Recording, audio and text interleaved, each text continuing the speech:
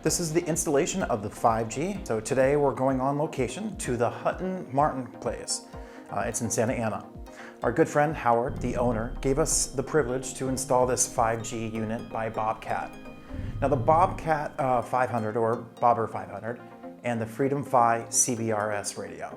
Here is the installation footage. Okay, so now we're here at the spot. We're gonna go ahead and place the 5G antenna and the actual Bobcat unit, Bobber 500, just right over here. So this actually has a lot of traffic where a lot of people will be able to go ahead and use 5G. As well, it's still using LoRa as well, so we're gonna set up the antenna right up there as well. Before we get into that, I do wanna let you know we are gonna be running a Ethernet cord from the modem over there, and we're gonna be wrapping it all on the top here. So I'm gonna go ahead and apply a little bit of glue, and then that will go ahead and keep it nice and tidy and stuff like that. And that'll be fed right over here. All right, so what we've done is we've got our glue gun right now, and we're just gonna go ahead and go around to the plywood back here.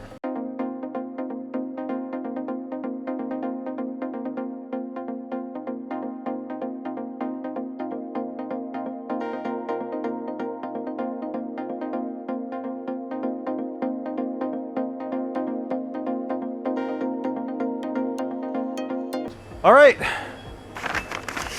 now we're going to do the antenna.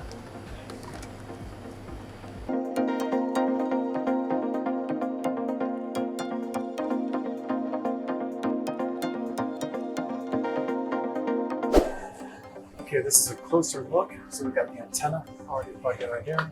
And then we have the Bobcat 5G miner right there. We have everything plugged in. Like I said, we've got power, Ethernet comes down, and we've got it plugged into WAN into the Bobcat miner. Then this has E and B on the back. That's going to go straight into a WAN back here. Okay, that's it.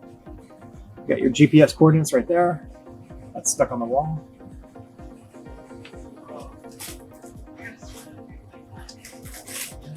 Got everything. Let's take a look at this outside.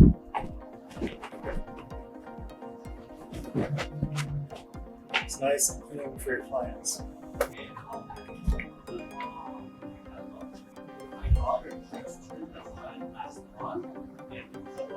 All right, we're back now. Now that the 5G unit has been installed and finished now, and it's all been online, we want to recap the installation process. Now the setup guide.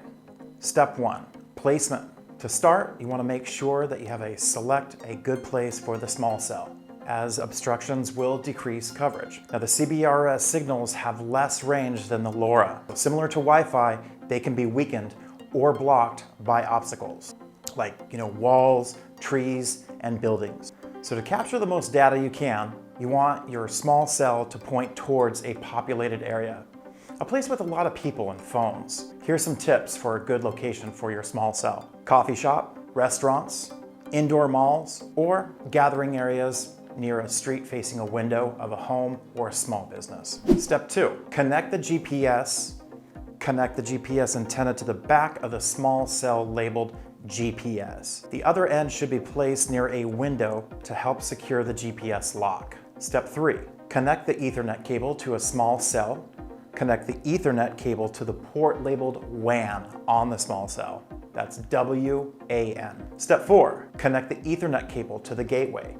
Connect the other end of the Ethernet to the port labeled ENB1, and that's on the FreedomFi gateway. Step 5, connect the power to the small cell and connect the power of the cable to the back of the small cell. Step 6, verify all the LED statuses. So if all goes well, you should see the LED lights come on. The sync, power, and WAN lights, or the LED lights, should be solid green after 10 minutes. Now the LTE LED may take up to right around about 24 hours, but that should be blue. It may blink during the connectivity. The small cell is now ready to use. Step 7, connect a mobile device to the radio. So this you'll get an email from GigSky to get a free trial plan. Here are all the phones that are capable of this. iPhone SE, second generation, the Pixel 4, Pixel 4 XL, the iPhone 11 Pro and 11, Pixel 5, iPhone 12, iPhone 12 Pro, iPhone 12 Pro Mini, Pixel 5a, and iPhone 13, 13 Pro, 13 Mini. So we're going to talk a little bit about troubleshooting the LED light status.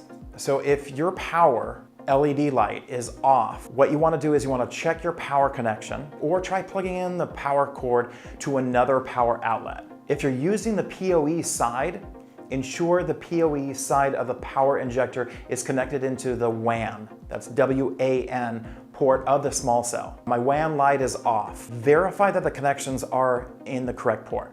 Or you can try another Ethernet cable. If your sync is off, check the connection between the GPS antenna and the small cell is secured. It should always be firm, finger tight only, and try a different area of the window that you're putting it up. If your LTE is off, that light on the CBRS radio, first thing you want to do is just wait. So this can take some time. SAS is authorizing a small cell, so this can take a couple of days. Do not reboot, okay? If you do, it just resets the clock and it'll make it just completely longer.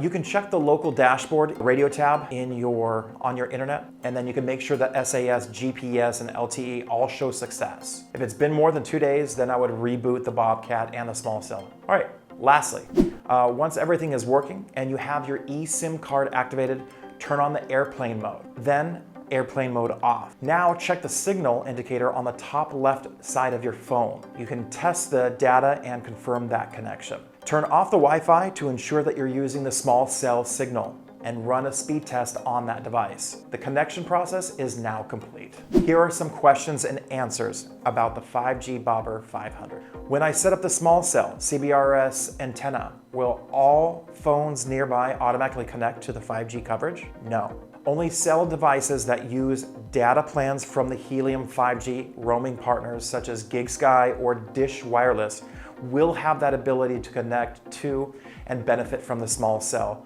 that you deployed. Just like Helium LoRa, radio frequency, the network has been growing so much, and so will the 5G roaming partners over time. If no cell data hits my antenna, will I still earn proof of coverage rewards for deploying Helium Cellular Bundle? So they're currently working with the Helium community to explore modifying Helium's current proof of coverage, which is POC, the algorithm to include the POC rewards for 5G wireless protocols. The details of this proposal is in Helium's proposal HIP, which is HIP 37, and this is available for anyone to review. Now, once the Helium community approves the HIP 37, you will be able to earn for cellular and Wi-Fi proof of coverage plus the LoRa antenna.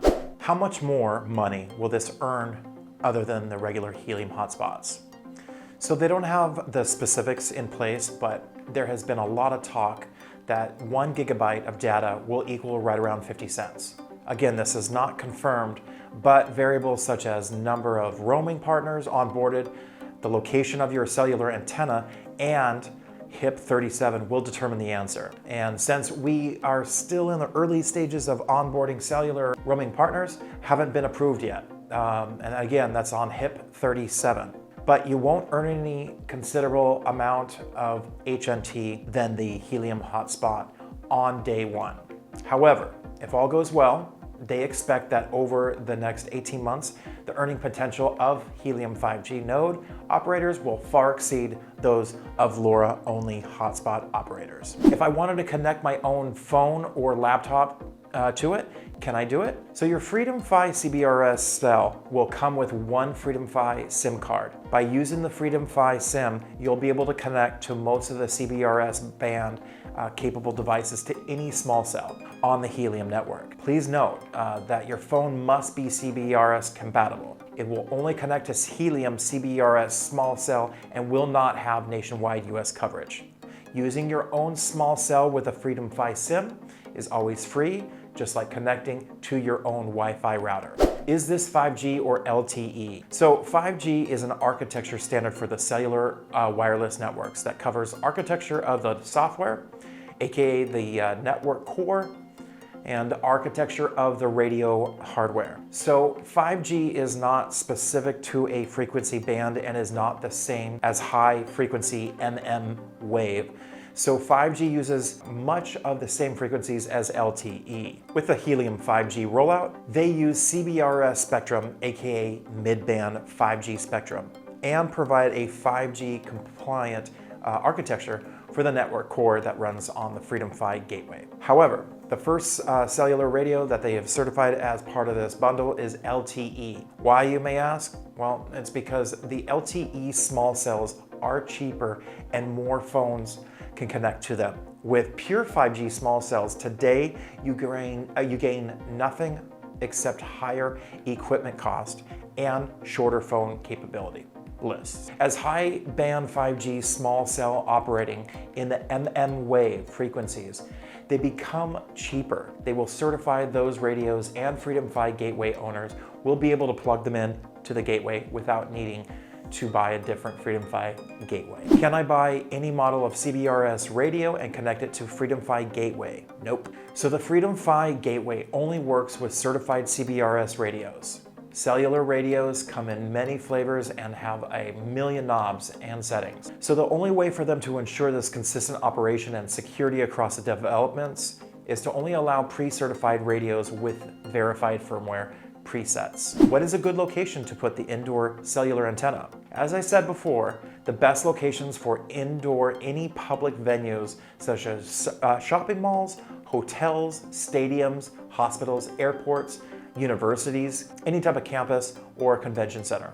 Now, unlike lower hotspots, indoor cellular antennas will cover roughly about 3.5 times the area of Wi-Fi versus going for miles like LoRa. So if you put an indoor cellular antenna inside of your own home, not too many people will be able to connect to it.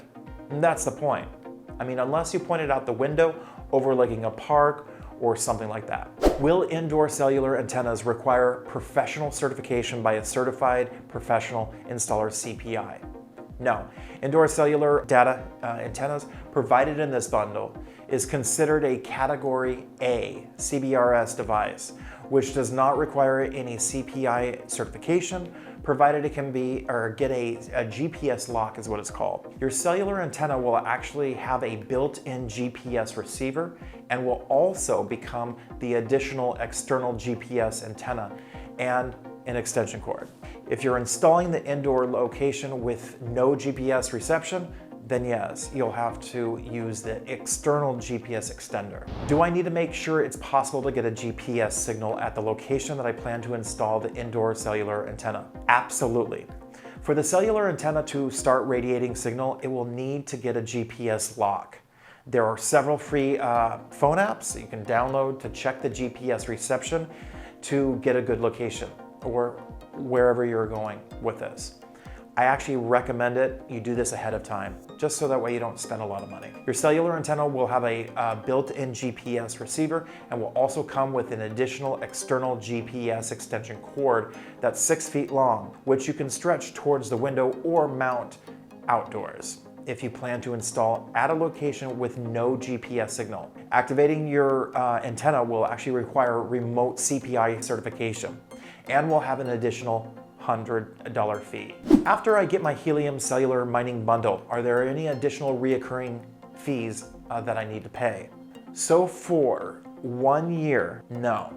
After the activation of your indoor cellular antenna, then you'll have to pay a reoccurring fee of $5 a month for as long as you keep your cellular antenna active. Per mandate from the FCC, operators of the CBRS cellular devices are required to pay a recurring fee to Spectrum Access Server operators.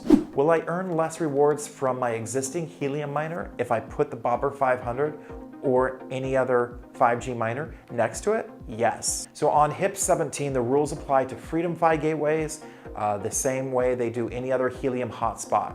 If you place in multiple areas within the 300 meters, then yes, that's correct. We will be penalized on that. Like, subscribe. Until next time.